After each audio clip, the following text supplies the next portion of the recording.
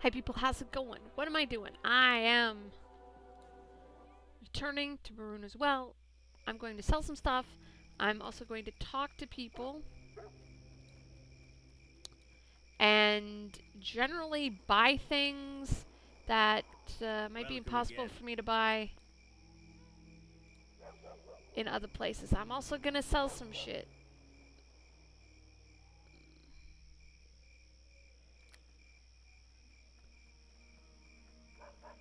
Now, I know these are gifts, but fuck it, I'm selling them. I'm never gonna use them.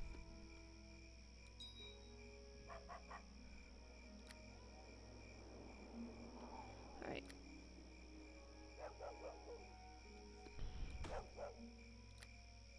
Let's restock up on healer's kits plus 6s.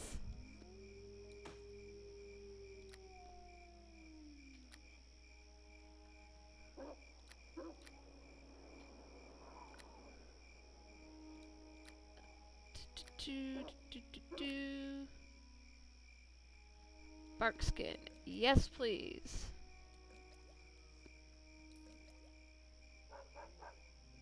Fox's cutting we don't need. Eagle splendor we don't need.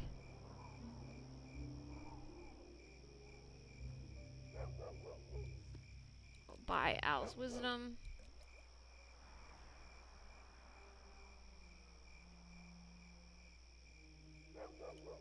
What's in here?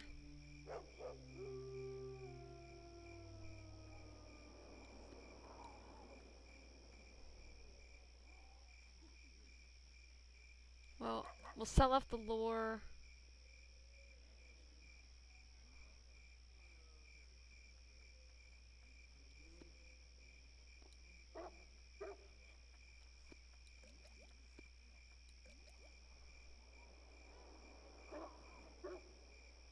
I think this should come out now.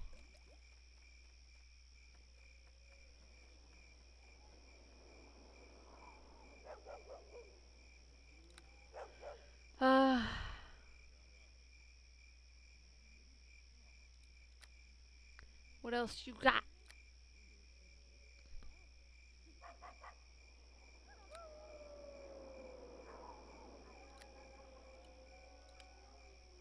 Okay.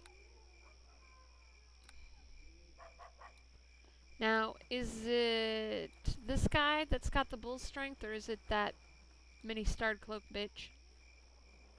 I hate her so much, because she's so snotty. Hello there. Yep, inventory.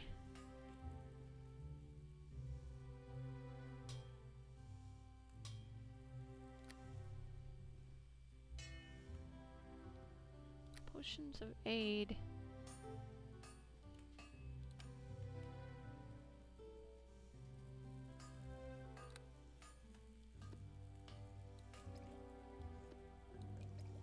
Stock up on those. Well, I'll get to 8 there. How's that?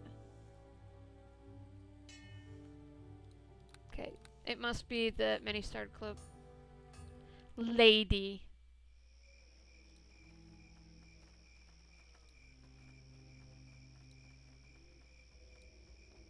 One day I'm just gonna smack her. Greetings. Normally, I don't deal with those who have... I still don't think I want to give you... Purchase supplies, woman, you're a bitch.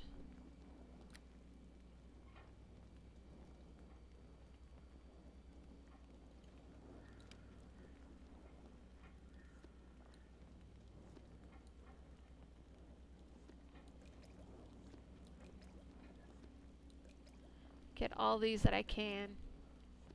9, 10.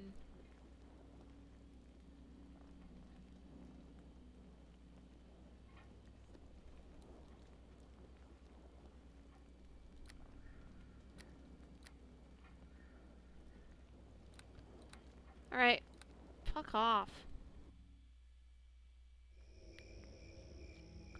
And now we have fun. We're going to talk to the other NPC buddy boos. And what the fuck just happened?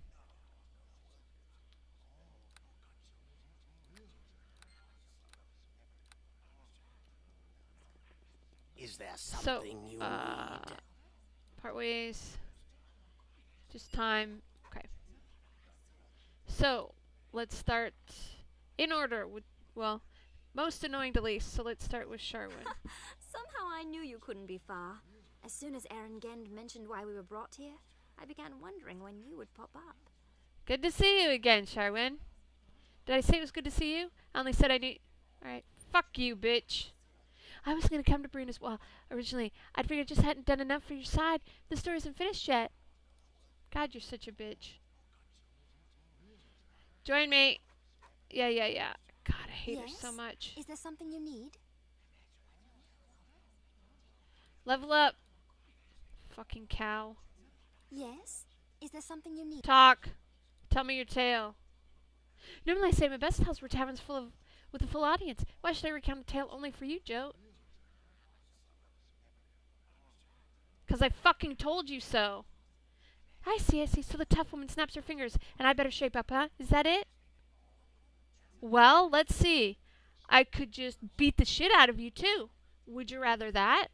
Who's gonna raise you then? I'll tell you your tale if you promise to listen attentively and be a proper audience. Fucking get on with it. Shall I tell the No. Not like I tell it, believe me. You're probably right, though.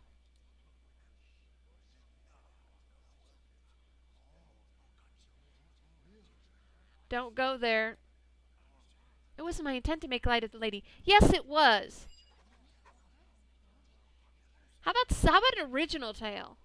You're going to be picky, aren't you? Very well. Then give me some time to think. For now, let's continue with the making of your own tale. God, I fucking hate her so much. Is there something Talk to me, you bitch. I've thought about which story to tell you. It's an old one. The story of Tamerlane and the Song of Love. Better be good. I didn't promise to be anything. I promised not to smack you. Tamerlane was an elfin bard, one of the most talented and famous from an age ago. At the peak of his life, he was happily married with numerous children, yet he still felt he had something left undone. He bid his children a tearful farewell one day, hugging his faithful wife close to his breast and promising to return as he began the greatest quest of his long life. For decades he searched for Hanali Salanel, the elven goddess of love. He called to her from her temples, walked the fields of Averandor, and serenaded her from the highest mountaintops. Just when he thought he could search no more, and his thoughts turned to his long-lost wife and children, Hanali came to him at long last. Of course she did. She's probably a slut. She was the most beautiful of elves, her eyes warm and clad in a gown of silver and gold. I want to talk to you because that sounds like her eyes were clad in a gown of silver and gold, which is quite creepy because it makes me think about beholders. Thou hast sought me out, and I have come. What dost thou desire of me? Tamerlane was almost overcome by her beauty, but still he spoke. Hanalin Salani. I also called Lady Goldheart the winsome rose, the mother of sadness I wish a boon. I desire to know the true meaning of love, so that I may write a song to stir the hearts of immortal and immortal alike. Will you grant me this boon? The goddess thought on his offer and smiled.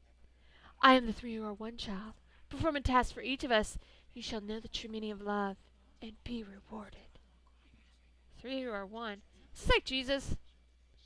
Yes, the Queen of Avrandor is the elven goddess of Andor, but she's commonly thought of as 3 goddesses, 3 aspects who are together are the one, the triune. One, of course, is Hanalin Solano, goddess of love and the gold elves.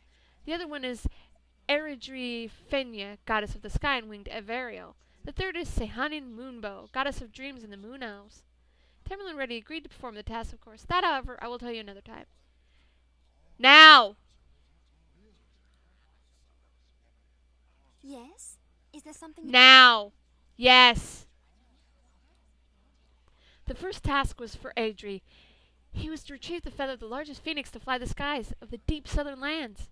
For many long years, Tamerlane would scour the highest peaks, of Termish and Chondath, following the legends of the great birds, yet never spotting them. A century of hardship had passed before finally Tamerlane would return to that northern mountain, ragged but triumphantly holding the pinion feather of a great phoenix. For Sehanin, he would seek out remnants of each of our 3 moons that had fallen to the ground in a blaze of fire. Another century he would spend in search for them, long buried and long forgotten and scattered. Finally, with tears in his eyes, he returned with 3 rock shards in his hands. For Hanali, he would seek the golden heart of a dragon, dead of simple age, one of the rarest things someone could seek. He willed at the thought, but was determined. For centuries he wandered, following rumor after rumor, until finally he came to the northern lands, where he heard of a wizened worm breathing his last. Tamerlane spent many years fighting the creature and then befriending him, singing to the aged dragon as he weakened slowly through the decades. When at last the great beast passed, Tamerlane was saddened, but also overjoyed that his quest was about to end. Before Tamerlane could return to the goddess, however, he was found by one of his own people. He was told the sad news that his beloved wife and children had died of a terrible illness during his long absence. Torn by the news, Tamerlane wept and railed with anger at the goddess, who kept him from his family for so long. She did not answer. "She's a bitch!" Tamerlane poured his grief and pain and his loss into his song. Since he could not sing of love, he would sing of this, sing of all he had missed, and this is what he sang to the goddess. And finally, Hanali Salanal came, with tears flowing in her golden eyes. "You understand at last the meaning of love, child. As I promised, you should be rewarded."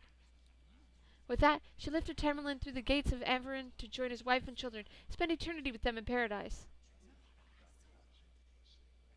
So she fucking killed him. She asked him to go find stuff, and he did. For like 300 years, and his wife died, and his kids died. And she decided the only way to reward him was to fucking kill him. There's always a critic, isn't there? I'm surprised you could sit through the whole thing, if you even listened to it at all. So why did you tell me that? Well, I don't know much about the legend might be true, but I know there's some truth of it. There's really an old elven bard named Tamerlane, and he really did die in this region. So he actually did write a song before he died. He was one of the greatest bards that ever lived. The song would have to be a masterpiece. Get my hands on it. Oh, is this the piece of shit you're talking about? The notes. Oh my, that's Tamerlane's signature. This is it. This is it. How'd you find it? I found it in a pile of crap. I almost thought it was a fairy tale, that it couldn't be true, but it is, isn't it? Yes, what are you going to do to it? I don't know. I want to sing it. I want to spread just like Tamerlane did. Perhaps I'll sing it to the Alps first. Who knows? I'm not sure I could ever repay you for this. I hope a friendship will be enough.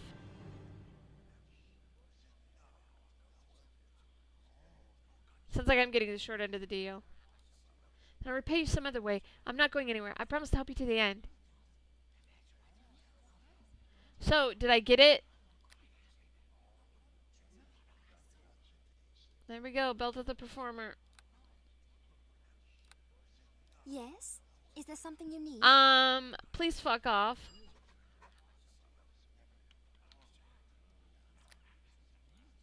This one. Oh.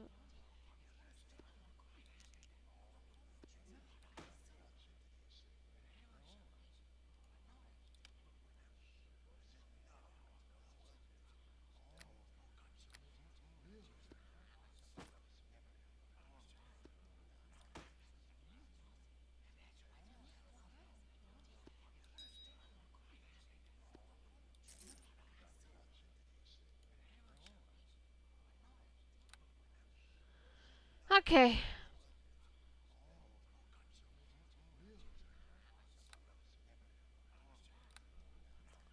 Well, come on, Linu. Friend, it warms my heart to see your face again. Erengend must have brought you here to help search for the words of power. That's good to see you, Linu. After Erebus' betrayal, I prayed to myself for a return to Everesca. Yet somewhere deep inside, I prayed we would meet once more. I heard of Erengend's call for brave adventurers to serve the... You could tell who I like and who I don't like, because I didn't read any of this shit for Sherwood.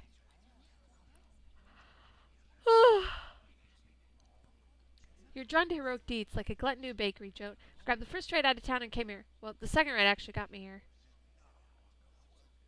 I'd love to have you travel with me again. Hey, Hey, there, dear. What can I do for can you level up? Sure. Hey there, dear. Talk to me. What made you decide to become a cleric? Why, it's been so long since someone asked me that question. I came to Sayanine Moonbow when I was very young, which is unusual since my parents were both mages and followers of the god Corellin. It started when I was sent to Gildolan Sendristi's school for potentials. You see, both my parents were deep into the mysteries and held positions of respect. It was assumed that I would take after my parents in the magical arts. Okay, so what are potentials? All children of gifted wizards in Everesca are sent to special schools as potentials because they're expected to excel in furthering the art of spellcraft. My ability to get in trouble had already started by that age, but my parents had kept it quiet, thinking I would grow out of it. First day of classes was a disaster, but I don't think it had anything to do with my ability for spellcasting. I had an insatiable curiosity, and Gadolin was a crotchety old master who expected all elven children to be patient, quiet, and orderly. I barely possess those traits now, let alone when I was a child. The master decided to open class with a powerful spell, taught us into submission with its tutelage. He turned his back, and I moved in. What do you mean? Well, I just wanted to look at the spell components. They were very interesting, especially that wonderful gem he had sitting beside the circle. Well, he went to reach for the gem, and it wasn't there. The spell misfired, causing him to ooze purple smoke for weeks. He kicked you out. Well, Gendolin was well paid for training us, so he didn't kick me out right away, but he never forgave me either. It also wasn't the only accident to befall the class when I was around. Despite all of this, I still might have become a wizardess, if it wasn't for the little trip I took. That was an accident that will long be remembered in our fair city. My fate was sealed the day my faith in Sahanine that day. What little trip? We have too much to talk about to tell that tale. Hey there, dear. Talk to me, please. Continue. Alright, I want to hear it. Anyway, it was just a month over when our training with Gadolin, and he decided to let us examine some of his collection of magical artifacts. He took us into his vault, the part where the lower-powered magic items were stored. We played with them for a while, but I was bored. You were bored playing with magic items. Well, being from a wizard's home, most of the day I've seen items like these quite a few times. I was hardly going to be impressed by one of magic missiles. I noticed one of the doors had been left open, so I thought I would have a quick peek inside. I didn't mean to touch anything, but two of the other students came in behind me. One of them asked what I was doing. His voice scared me, causing me to jump in the air, but I didn't land on the floor. I didn't see the rope that was hung to keep people away from this one display. The hole I fell into was a doorway into another plane of existence. At least that's what they told me later. According to Gadolin, no person, let alone a child, should have survived the experience. So what did you do? Oh, man. Oh, man. All I know is my body seemed to expand and contract at a horrible fast rate, like hyperventilating load. The feeling seemed to last for hours, but it was over in a few seconds. I can't explain it any better than that. When it stopped, I opened my eyes. It's a large, gray, squishy thing that looked at me with 20 large eyes. I whimpered a little. I remember that. It started to move. I don't think I've ever seen anything move so fast. I screamed as it attacked and continued to scream as a bolt of glowing blue light ripped through its body, just seconds before it could reach me. I sat on the ground, trembling uncontrollably. Arms enveloped my quaking form, and a soft voice whispered in my ear. What did the voice say? I can only recall images of journeys and safety, of life and death, and of times to come. As the voice spoke, I began to feel very tired, and I drifted off to sleep. When I woke up, I was in a comfortable bed surrounded by a curtain that stretched up to the ceiling. I could hear a man and woman's voice talking softly behind it. The voices were suddenly interrupted by the entrance of my master, who angrily asked why I was taken to the Temple of Sahanine. A single word from that woman stopped him cold. Hang on, I need a drink. What'd she say? All she said was his name. He looked at her with a piercing stare. Then his eyes opened in surprise, and he sank to his knees. I was confused, having no idea who was standing by my bed. The only word my master could speak was her name. Sahanine. Hang on, Lanu. You were rescued by a goddess. She came over, pulled the curtain back. She smiled and kissed me on the forehead. My child, you have exceeded the boundaries of luck. A green light surrounded her body as she stepped back and disappeared. For years after my experience, people treated me in awe and called me the godchild. Sahanine did me a favor, but there were days when I wish she could have done it quieter. Yeah, that's pretty limit stretching. Such is my life, bad and good luck in heaping amounts, like a gift of gold that crushes you under its weight. I've dedicated my life to the goddess. She gave me that gift, so I gave everything back to her. There's a task that she wished me to accomplish, and that's why she chose to save my life. What's the task? I overheard a few words she shared with the high priest before my master came into the room, but that's a task for me and shouldn't be allowed to interfere with your quest. Well, let it interfere. Hey there, dear. What?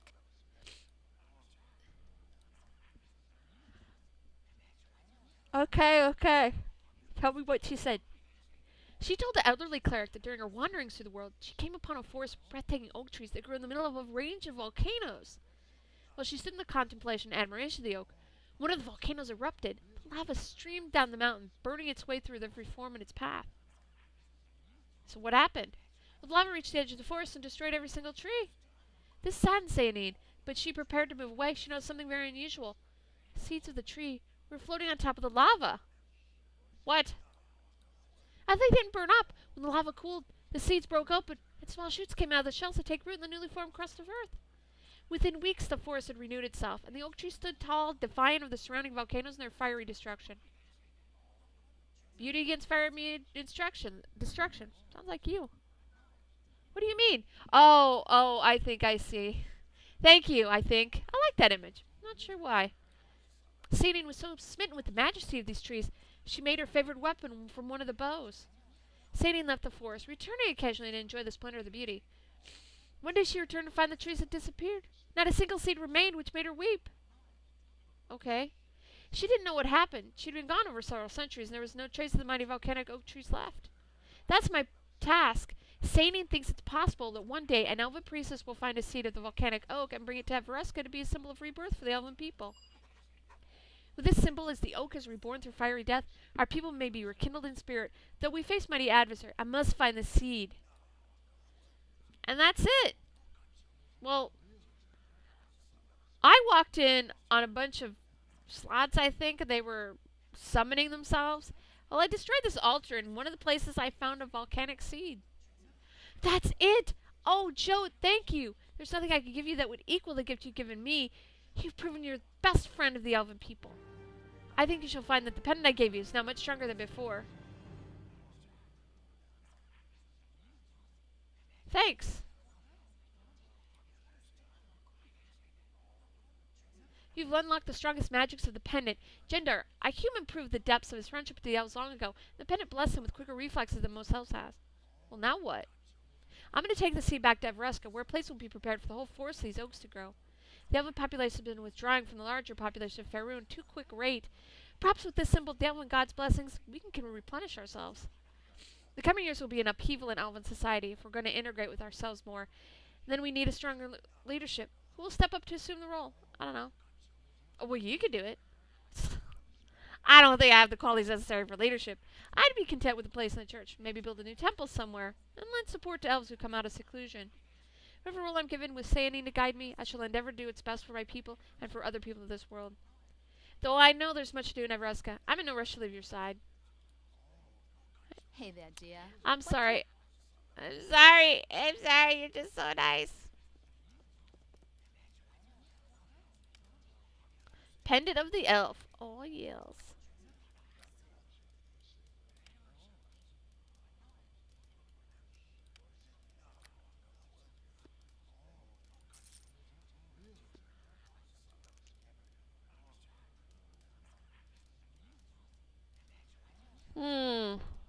We're running out of room.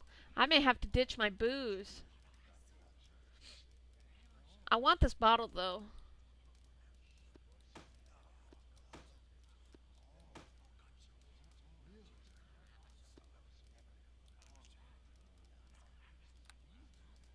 Alright, lastly. Nice to Show see me. you again. That cheerful Gen fellow brought you here too, huh? Looking for some words of power or something, hmm? Good to see you again. I need a piece of gum. If you will excuse me for a minute. There's going to be some clicking. I'm sorry about that. Well, make the long story short, I was kind of caught doing something I shouldn't have been doing somewhere where I shouldn't have been. So Mr. Gunn said I'd come help. Figured you'd be here too, milady. You'd become a great hero now. I bet you didn't have to come like I did. Join me. Eh? Level up. Eh? What? Talk mate. Have you always been a rogue? Funny you should ask that. I was an urchin in the streets of Callanport, first and foremost, and that's where I learned my street smarts. But I wasn't always that way. In fact, when I was a tender young lad, a kindly human wizard saw great promise in me and took me in. I was his apprentice for quite some time. That's where I met my best friend Sammy, after all. He was another apprentice. I would have been a full wizard myself if things would work out. So what went wrong? Well, you know, you can take the lad out of the street, but you can't take the street out of the lad. I wasn't much for books and studying. A wizard. God, what was his name? Halisar? Yeah, Halisar. He saw something in me I never saw. Said it would make a wizard whether I liked it or not. I thought he'd make a wonderful thief if I could be invisible and fly around all the time. I just couldn't wait. Halisar had all these pretty things in his tower, unfortunately. So you stole them. Of course I stole them. What kind of rogue do you think I am? Got a good price in the streets, too. Even Halishar beat me black and blue at the time I returned. Once I swiped Halishar's spellbook and sold that for a pretty price. Boy, was the old dad furious. There's a storm brewing by his tower when I got back. Of course, I had to lie and say Sammy took the book. Come to think of it, that's how Sammy got kicked out of his apprenticeship. Well, like, he wasn't much of a wizard, and old Sammy wasn't my friend back then anyway. I made it up to him by becoming his pal later, though, once I stopped being an apprentice. At the end of my apprenticeship, that's quite a story. I should probably tell you that sometime if you're interested. But that's got to be later. We got to deal with your stuff. Talk. Talk. Well, wizards are a funny lot, you know? No self-respecting thief would go poking his nose into places where they're sure it'll get cut off. But wizards run like moths into bonfires. Halishar was no different. He didn't want me to find out, of course, but I had a way of sneaking around his tower without him knowing. I saw him summoning demons. What? Well, why does a wizard summon demons? Power, knowledge, booty? Who could tell? Maybe he just needed a chess partner. Anyway, Stephen seemed harmless enough. Halishar and it had some laughs, and it tickled the villager's belly until he was giggling like a schoolgirl. So after Halishar dismissed it and left, I decided I would call up the demon and see how much riches he could give me. Didn't seem like much of a big thing then. You didn't. Of course I did. I mean, the bottle was just sitting there looking all lonely. If Halishar was responsible with it, he would have locked it up. So it wasn't a fault for anything I did. So I read a bit of the wizard's book to sum up the demon, right? Well, the demon looks all surprised to see me, and he just laughs. Ask him what's so damn funny. He says, "Why, you little one." He was this big booming voice, and all I could think of is, boy, I'm gonna be so rich. Well, I shout at him and demand to make me rich, right? He laughs again. So I say, you better make me powerful then, figuring maybe that's just as good. So he laughs again. Finally, he calms down. He says, okay, give me a magic wand. Says that will give me all the power I need. And poof, he's gone. That wand got me into so much trouble. What did it do? No, I'm going to tell you later. Let's just say Halishar wasn't happy about it. Anyway, we've got more important things to do. Okay. So that demon gave me the wand. And, I decided to, test it out. Yeah. It's exhilarating. The power at my disposal. I had an apprentice chores to do, and I decided the wand should do them for me. I animated a broom and began to clean the floors. I used to want to make a bucket that never ran short of water. I made the tables walk, colors dance, the chairs four-step. It was marvelous. I waved my wand, and everything came to life. And what did the wizard think? Well, he wasn't around, considering the source of the wand. I didn't want to advertise it. Well, the broom was the first problem. Began cleaning more than the floors. Started sweeping the shelves, knocking Halishar's components about, breaking things. I couldn't make it stop. In a panic, I hacked the broom apart with an axe. Then the halves became brooms. I kept hacking and hacking, and suddenly the room was filled with brooms. They were breaking everything. In my haste, I knocked over the bucket. Suddenly, the tower began filling with water. The table was attacking me. I couldn't do anything. The tower was being destroyed. Chaos! Ow, the humanity! And then Halishar came back. Oh, he was probably pissed. He looked down at me, mad and disappointed. He was so scary I thought I'd pee my britches. He snatched that wand up from me and broke it. That made all the madness stop. Oh, I yelled and yelled at me. Practically threw me out of the tower and told me never to come back. The brightness is, I hear Halishar told some writer about that, and the writer thought it was so amusing he made a play. Think it'll be a musical? Just when I think you don't get any stranger. You know, I do feel a bit bad about the whole thing. Not for me. I knew I was no wizard. I feel bad for Halishar. They treat me pretty good, all things considered. Had a bunch of rare components destroyed that night. Worst of all were these ashes. Ashes of a great warrior. They were for his longevity potion. I always thought I should try to make it up to him one day. Find those ashes, maybe. Unless he's already dead. Well, I have the ashes of an Oathguard hero. Well, maybe they would work. Let me think. Yeah, that would serve for Halishar's longevity potion just fine. Thank you. Since you're such a good friend, let me give you this. It's a powerful ring I stole from Sammy's way back. Maybe you could use it. Thanks, Tommy. Not a problem. Least I could do. It's the only thing I stole off Sammy that's valuable enough for me to keep. I'll send these ashes off to Halishar as soon as I get a chance. What if he's still accepting an apprentice at my age? You want to become a wizard now? Well, sure, why not? With some magic at hand, I could be the greatest thief Callanport has ever known. Ha ha! Well, let's get underway, my friend. Get off my arm. Go. Alright. I have been waiting. We have all the things.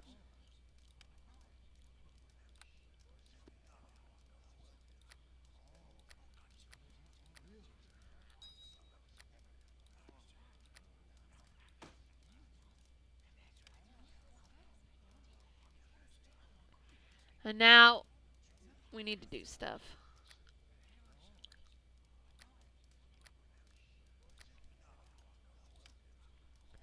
I need to move my booze collection elsewhere.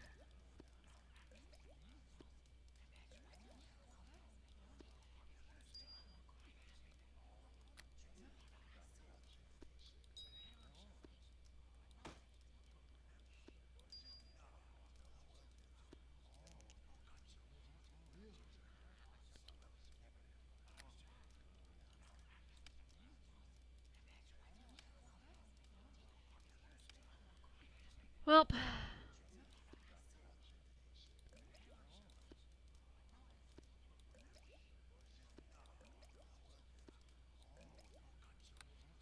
there we go. So we're gonna rest up, and Thursday, we will continue. We'll be heading into chapter 4.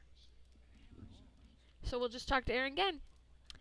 Thanks for watching. If you could leave a like, that would also be awesome. Check out my Patreon. Tomorrow, I'm live streaming more Nancy Drew. If you could check that out, that would also be awesome. I will see you later.